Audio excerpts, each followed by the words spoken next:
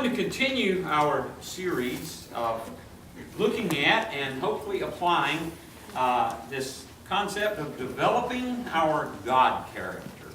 Or in other words, becoming more like Jesus. Amen. Today we come to the virtue there from Galatians. The 5th chapter is one of the places this is found in verses 22 and 23. We come to the virtue of faithfulness. And again today we're going to use, I guess what you would consider a synonym to look at that, and we're going to call that integrity. We live in a time, in a culture, in a world where integrity has become almost something that is lost.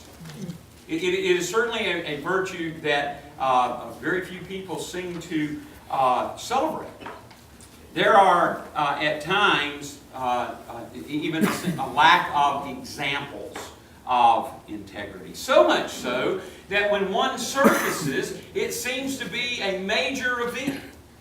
Which that's good, that people would notice it, but it seems to be because we have become so lacking in seeing this virtue carried out, the virtue of integrity, that when it does occur, it becomes nightly news, or it's celebrated on social media. I'll share a story with you, and this is a true story. It is one that winds up being celebrated on social media, but I'll get to that in a moment. A young man by the name of Joey Prusak worked at the Dairy Queen in Hopkins, Minnesota. Anybody ever been to Hopkins, Minnesota? I knew we had at least one. Did you visit the DQ? All right.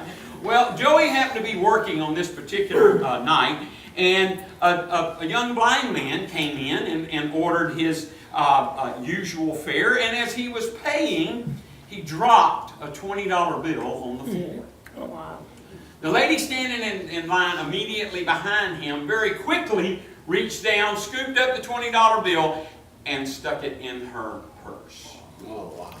Oh, man. When Joey noticed this, he waited on the blind man. He went to his table, and this lady then came up to be the next one to be waited on. Joey asked her to please return the blind man's $20 bill, to which she adamantly refused and said that it was her $20. She was the one that had dropped it. Well, since it's now time for Joey to make a decision, he asked her one more time if she would please return the money. She again refused. Joey refused to wait on her and asked her to leave the restaurant. Amen. To which she responded with expletives that I'll not repeat. I don't even have them written here, okay? So I'm not going there. But the point is, I mean, she just lambasted this young man for being such a goody-goody in her description. Well, Joey stuck to his guns, and the lady finally left. As soon as she left, he asked someone else to cover the counter. He went directly to the young man that had dropped the money, explained to him what had happened, and gave him $20 out of his own pocket. Oh, wow. There were two customers in the DQ at that time. One took a shot of it, or a picture of it, and put it on Facebook. The other one sent an email to the corporate headquarters and told them about what had happened with Joey that night. Well, it became of such a notoriety in the neighborhood that Joey received all kind of calls, all kind of accolades. They even brought the local news station in and did a piece that they put on the news that night. The post that was put on Facebook went viral. Whatever that means. but the point is, it just exploded. And Joey even got a call from a man that you may recognize his name, by the name of Warren Buffett. Did anybody realize that Warren Buffett actually owns the company that owns DQ? Well, apparently he does. And he called Joey and asked Joey to attend the next stockholders meeting. Now again, all of this hoopla over a young man doing what he thought was the correct thing to do and returned $20 to the rightful owner. Mm-hmm. Why do you think a story like that drew so much attention? Maybe that it's rare. But I might also suggest that while we live in a world that it certainly appears that cutting moral corners seems to be, sadly, sometimes more the standard than not, I would propose to you that there is still an underlying desire by most people to think that we can live in a world where things can be better. We live in a world where many people, even if they don't think of it in these terms, would like to see us living a life of integrity. They desire that. But you know what? There have always been people who even boast of the fact of getting away with something. Now again, I realize there's no one in here that would ever do that.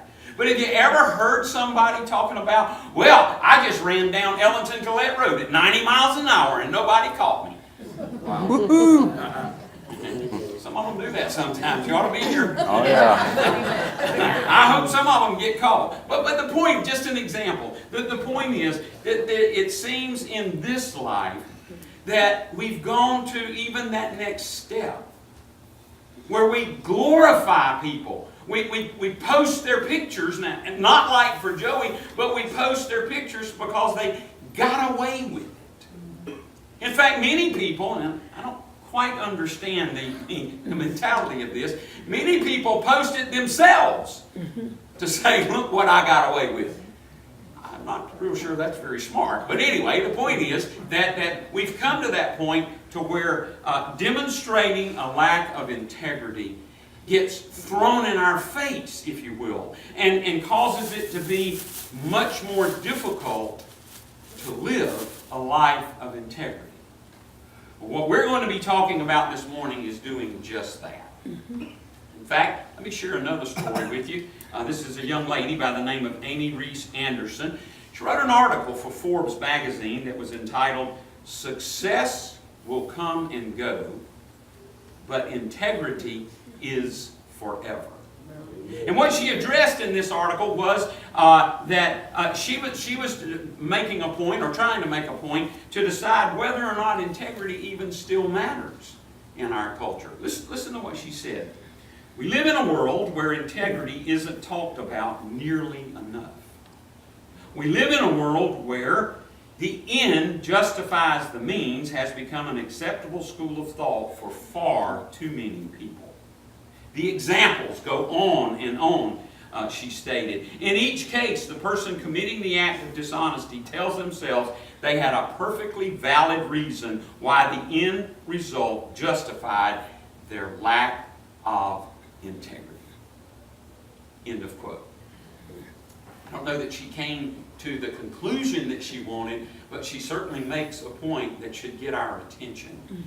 And that is that we certainly appear to live in a society where it's become more and more the accepted that the end justifies the means, irregardless of how you get there. That's right. Well, let me begin this look at, and we're going to take a look here in just a moment, what is integrity? But integrity starts with what we tell ourselves. How we talk to ourselves about ourselves. And when we cut those moral corners, I would propose to us that there is one person that always knows what we've done. And it's that person that's staring back at me when I look in the mirror. He always knows about that cutting of the corner. But when we lie to ourselves, when we rationalize, when we make excuses, when we deny the truth, what we're doing is we are really denying and even running away from the God of truth. One of his, if you remember when we first began, I said that faithfulness was one of the words. It's a synonym. Integrity is a synonym for it.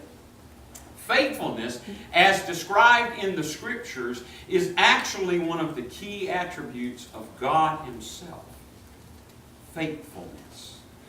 Now, I realize we may not normally think in terms of God's integrity. But when you use that to describe the fact that God doesn't break a promise, God doesn't tell a lie, I hope we can agree that that's representing God's integrity. If you and I decide that integrity is something that we want to get better at, if you will, then we must base that on the God of integrity. We must use Him as the measuring point. But like we saw last week, where God simply asked us to be a conduit of, and then just place any of these virtues that we've talked about in that conduit to be passed on to the people around us. Certainly in this area of faithfulness, in this area of integrity, I'm proposing that we'll all be surprised maybe with what God will do to help us live a life of integrity. Folks, we've made this point in every one of these virtues. We cannot live this life. We cannot experience the fruit of the Spirit in its 9 virtues alone. We cannot do it on our own. What we can do is we can allow God to work through us. And oh, what a wonderful, wonderful life that becomes. And that's what we're talking about, is allowing God's faithfulness, God's integrity to flow through us out to the world that we live in. So, what is integrity? We've used it many times here, but what is it? Well, in his book, The 7 Habits of Highly Effective People, Stephen Covey says this: integrity is the value we place on ourselves. It's our ability to make and keep commitments to ourselves. It's the ability to walk our talk. That's right. Did you catch a slight variation there? You've probably heard many, and even from a man like Stephen Covey in his much writings, talk about walking the walk. And certainly that is an application to this overall series that we're looking at, is walking the walk according to God. But what we're looking at here in integrity is to walk our talk. Do what we say. Live it out in front of people. Oh, so many times I've mentioned this, and folks, this is another one where I would remind you, this message is being preached to the guy sitting right there in that corner, right next to Miss Debbie. Me, okay? And what we need to remember is that what the world around us, when you and I profess to be a Christian, profess to be a Christ follower, they don't really care, in most cases, whether we can quote the Scripture, whether we can quote the whole book of the Bible, whether we can quote the whole Bible. What they really want to know is, what difference does it make in your life? What does this Jesus thing do for you? Or in other words, how does it make you any different than me? Well, we have to be careful how we answer that, because we're really not any different than that person asking the question, except that if they're not a believer, then of course we are, and we're striving to allow God to live through us. Integrity always means the determination to stand by your word and complete your commitment. A person of integrity is consistently faithful to the truth, committed to doing what's right, and does what he says. Now, this whole idea of integrity, but remember, faithfulness is the word that we'll talk about most. This idea is one that is found in the Bible, of course. We wouldn't be talking about it if it wasn't there. In fact, the word integrity is mentioned 21 times, depending on what translation that you look at. But it's mentioned 21 times, and most of them are found in the book of Proverbs. We'll take a look at one of those passages here in just a moment. But in another part of Proverbs, the writer of Proverbs said this: a faithful man, or in other words, a man of integrity, who can find him? And throughout the Bible, that question is attempted to be answered. But in so many cases, the answer comes up, not so many. That's right. Sad that even in the Scriptures, in the Old Testament, only 5 people are given the title of faithfulness. Daniel, Hananiah, Moses, Samuel, and Abraham. Well, how about the New Testament? Well, there's only 8 ones that are mentioned there. Lydia, Timothy, Paul, Tychicus, Epaphras, Onesimus, Silvanus, and Antipas were declared faithful people. Now, in that list, very quickly, somebody do the math. 8 plus 5 is 13. I was getting ready to put it down and take 2 or 3 sheets of paper to come up with it. I won't go there. I'm sorry. I'm being sidetracked. But 13 people that are mentioned, and you just heard me read their names. How many of those did you recognize who they are? How many of them could you tell the complete story behind why that name was mentioned? I tried it. And there's over half of those people that their names are not really familiar. Now, if you've grown up in a Baptist church and in Sunday school every morning, you've probably heard every one of those names, okay? But the fact is that over half of that list of faithful people are not names that you would just think of quickly. Some of them you have to look at real closely to be able to pronounce, and I probably murdered them anyway. But the point is, when God describes someone as being faithful, or denotes them as outstanding in their demonstration of faithfulness, notice, it's not the most popular person. It's not the person that has accomplished the most, although there are some of them that might fit those. But what was important to God was how faithful they were. Folks, I want to tell you that many times, and even in this list, there are many of the things that we look at that might be described as, the world doesn't know that much about how faithful you are. What's important, however, is that God knows what your integrity quotient is, or how faithful you are. People living a life of integrity, a life of faithfulness, are honest in their business dealings. They avoid slander and gossip. They keep confidentiality. They speak respectfully and appropriately. And they treat others well. When Will Rogers said something about this, I'll paraphrase what he said. He said, these people that live a life of integrity, they live in such a way that they wouldn't be ashamed to sell the family parrot to the town gossip. Did you catch that? Okay. Let me just read one of those passages. I mentioned there were many, but let me read one of those passages in Proverbs. It's found in Proverbs, the 2nd chapter, and I'm going to read verses 1 through 11. And by the way, I certainly, most of the time, and I want you to know even this morning, most of the time when I read here in the pulpit, I read from the New King James. This morning, however, I'm going to be reading this particular passage from the Holman Christian Standard Bible. And you'll see in just a moment why that is. This does not in any way indicate that different translations are wrong. The people who put these together sometimes choose different words to mean the same thing. So if you would stand in the honor of God's Word as I read Proverbs 2, and I'll begin in verse 1.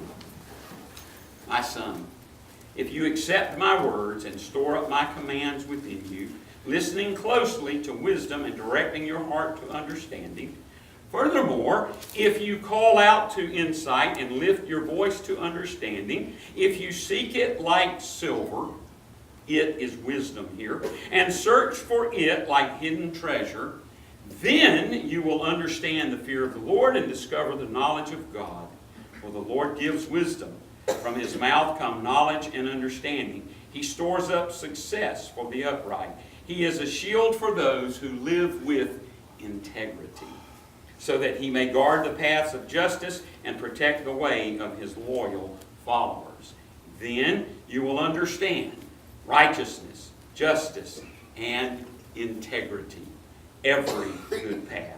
For wisdom will enter your mind, and knowledge will delight your heart. Discretion will watch over you, and understanding will guard you. You may be seated. If you noticed, at least in this English translation, the structure here is that we're actually given two if-then statements. If you do this, then this is what you will accomplish. The first one begins there in verse 1. It says, if you will accept my words and store up my commands within you. And then it goes on to describe that in quite a few details there. Even adds another if you call out to insight. If you seek it like silver and search for it like hidden treasure. Now, that's introduced the two if statements. And then it says in verse 5, then you will understand the fear of the Lord and discover the knowledge of God. And then there's some continue expanding on that. But then the second then is where I want us to concentrate for just a moment. In verse 9, we then are told, then you will understand righteousness, justice, and integrity. Every good path. Amen. Now we have to be careful in reading the Scripture, reading any written literature, to think when a list is given that that's the only thing that's included. But when an author chooses to give us a list and lists three things, we certainly should assume, unless told differently, that those are very important to him. And when he chose righteousness, justice, and integrity, those must be right up at the top of the list that Solomon is trying to pass on to his lineage, to his son. So when he thought of three things that were important, integrity was in the list. That's right. Okay? So again, not to say those are the only three, but then notice, once he's gone through the if, and then you'll carry this out. Then you will understand righteousness, justice, and integrity. Notice in verse 10, the outcome or the results. For wisdom will enter your mind. Amen. And knowledge will delight your heart. Discretion will watch over you, and understanding will guard you. Folks, integrity, certainly according to this biblical author, is a very important concept.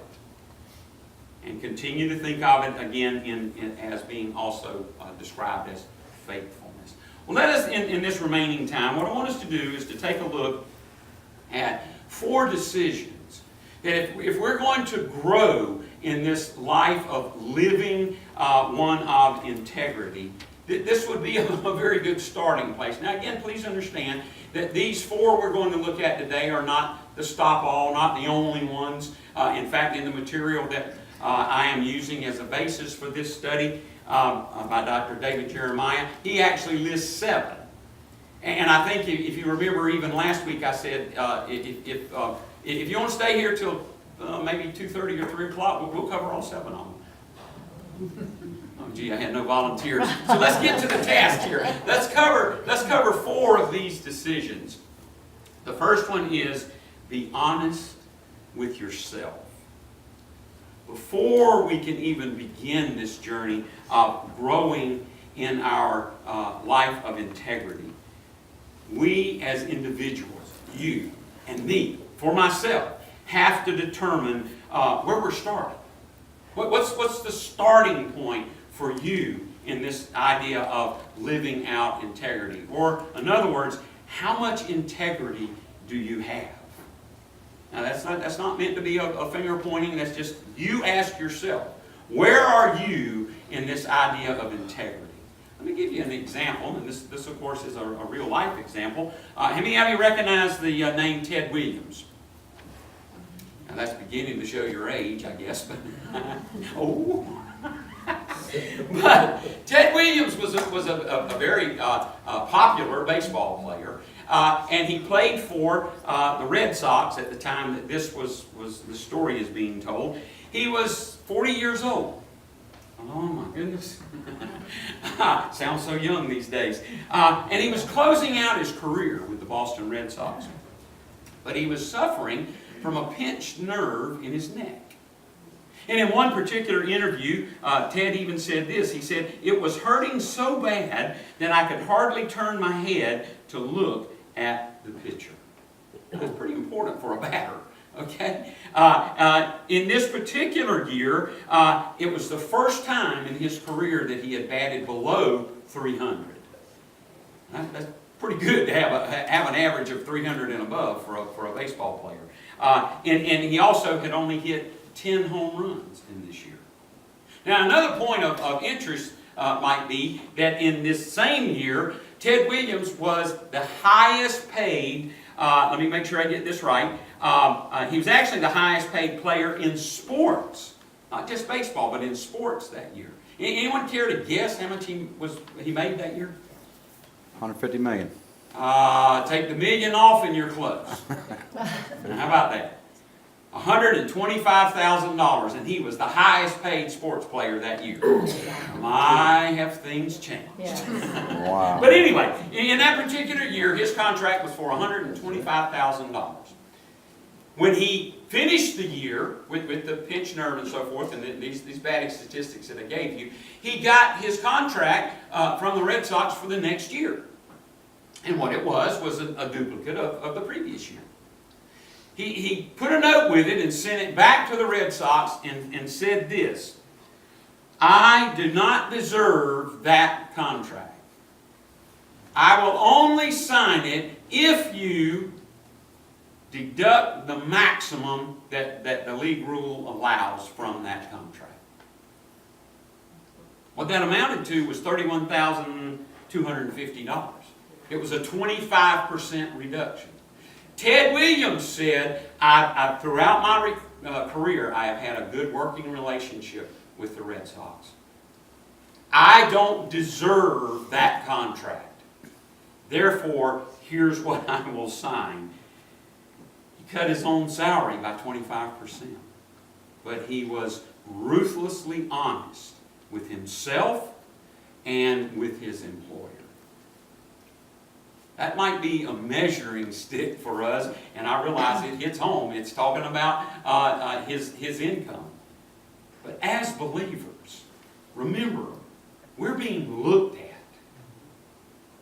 We must be ruthlessly honest with ourselves. Of all the lies that we might find ourselves in, and I realize this is starting to get very close to home, but of all the lies that we might find ourselves in, lying to ourselves is absolutely the worst and most deadly. You know, even as I put this together, I tried to figure out a different way to start these actions. There's not.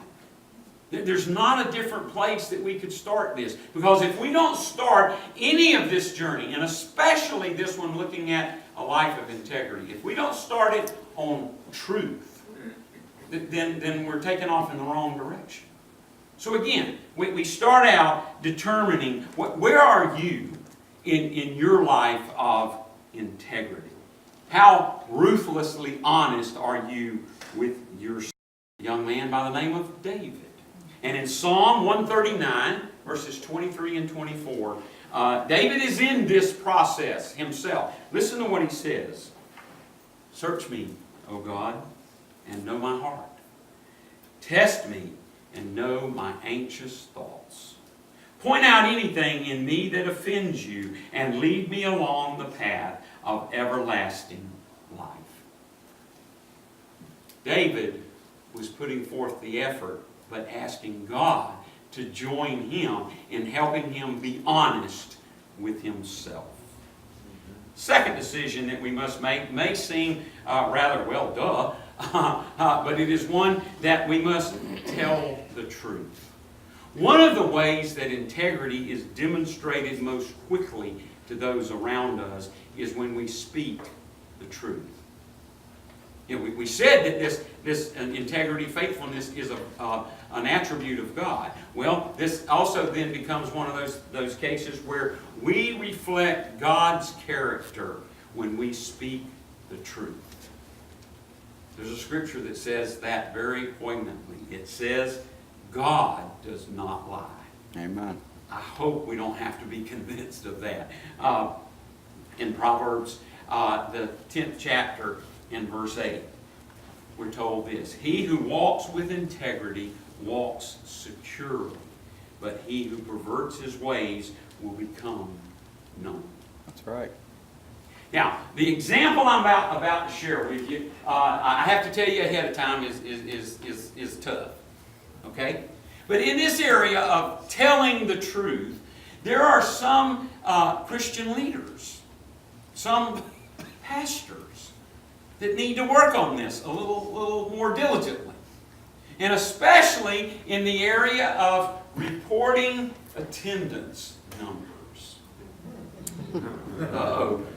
Either some of you have already experienced it, or you know exactly where I'm headed.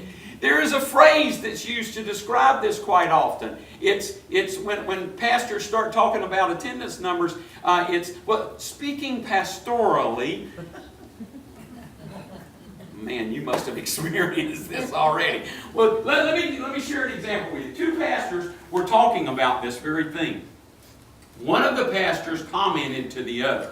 He said, if I lie about my attendance, and you know that I'm lying about my attendance, and I know that you know that I'm lying about my attendance, isn't that the same thing as telling the truth?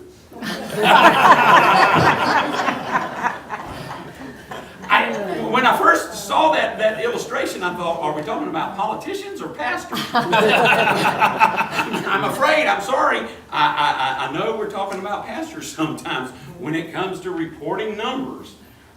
Folks, numbers are not all wrong. It's not bad to use them. We need some kind of measurement to know where we are, where we're going, what we need to do next. But when we start worshiping them like some pastors do, we're using them for the wrong purpose. And in fact, they tend to, they never lie, I guess. We just stretch the truth. We speak pastorally. Tell the truth to live a life of integrity. That's right.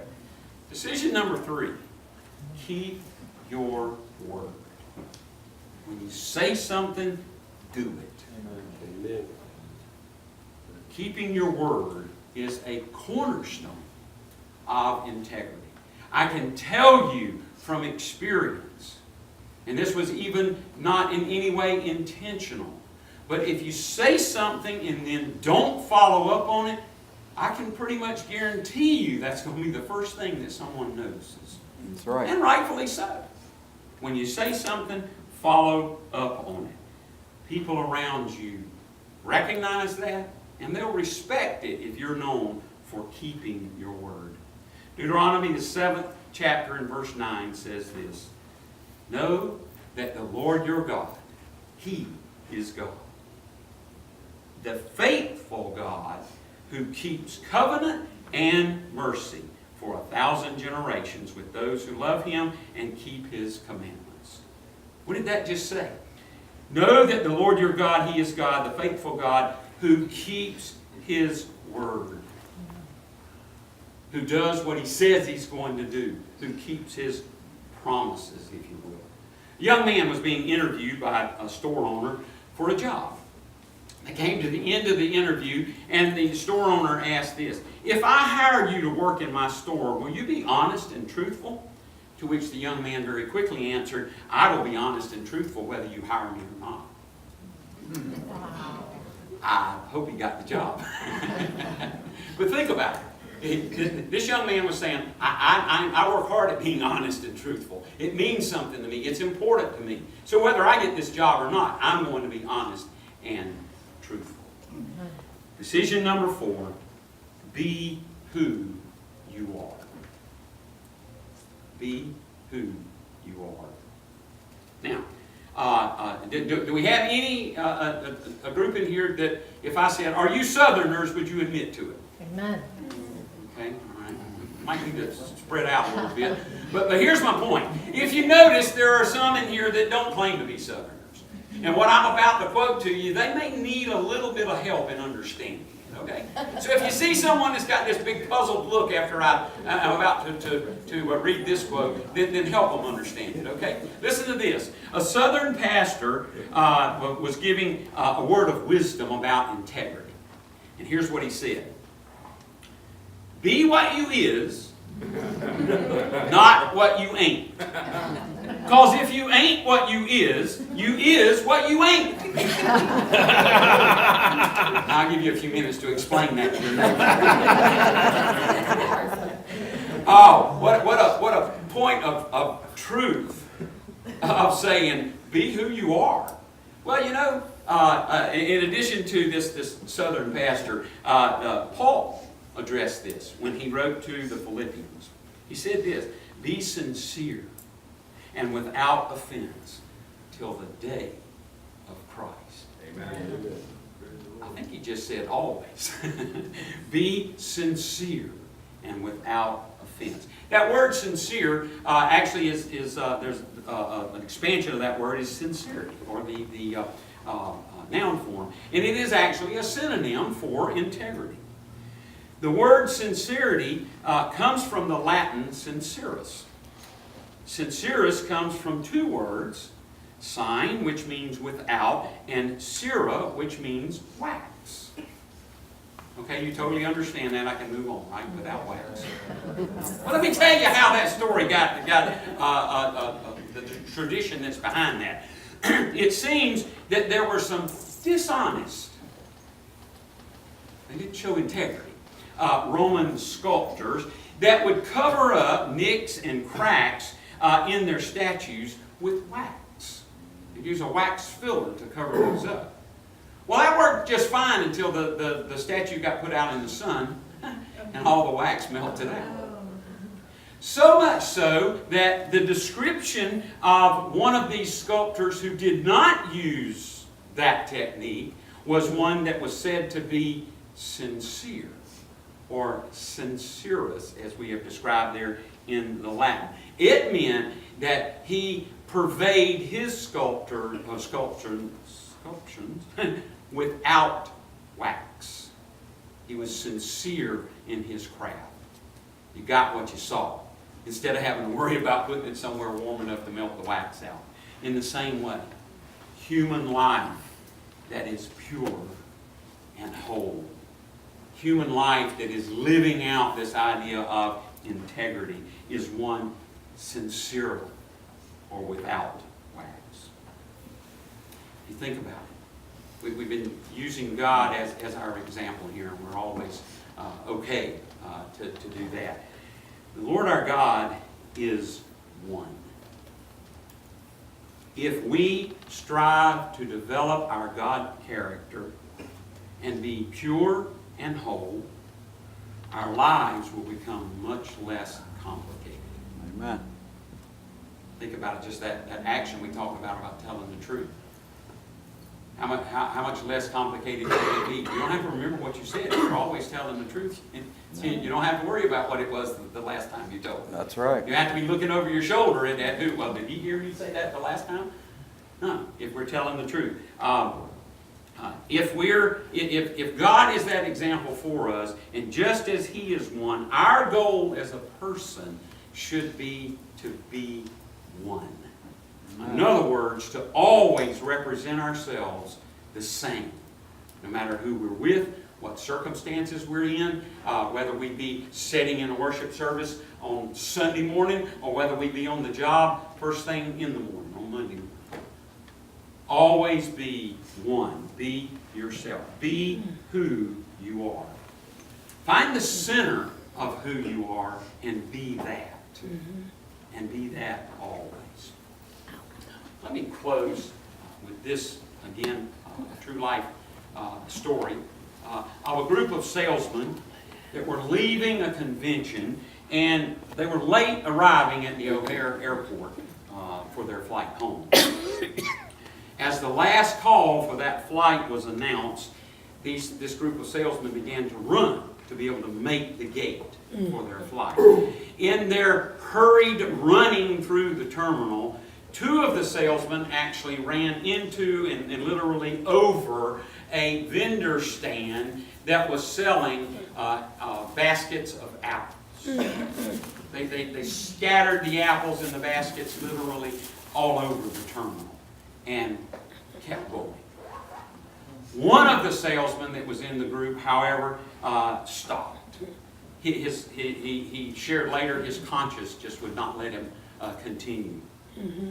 And when he then started investigating and trying to help the young man that was running the stand, who was already on the floor, literally groping to find his apples in the baskets, because the young man was blind.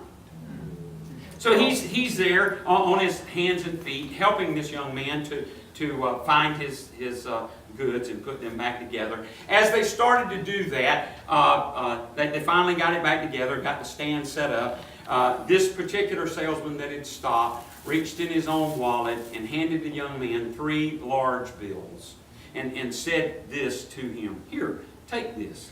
It should more than cover the damages. I'm very sorry we messed up your day. Are you okay now?" And as the young boy looked at the salesman, still with tears in his eyes, he nodded his head and affirmed that yes, he was okay. As the salesman turned to leave the young boy and to go back to the desk and get now what would be a later flight home, as he turned and left the young boy called out, "Mister, are you Jesus?" Oh, wow. Folks, being mistaken for Jesus is not a bad thing. That's right. This man was mistaken for Jesus because he had decided that in that particular instant, at that time in his life, late or not, it was more important for him to demonstrate his integrity. He may not have even thought it in that way, but it was more important to him to demonstrate his faithful desire to be more like Jesus, to live a life of integrity in front of this young man. There obviously were likely more people watching by this time, but he certainly demonstrated what it means to live a life of integrity. Proverbs, the 20th chapter in verse 7 says this: "The godly walk with integrity. Blessed are the children who follow." As our worship team makes their way back up, folks, I realize that any discussion centered around the events that have occurred even in our own state, just here recently, gets very politically oriented very quickly. And that is not my intent. What I want to say is that at least among the many things that we as adults can do for children, for even ones in this situation, even this perpetrator in this recent school shooting, one of the things that we can do as adults is to live a life of integrity and show them how important it is to desire to be more like Jesus. Amen.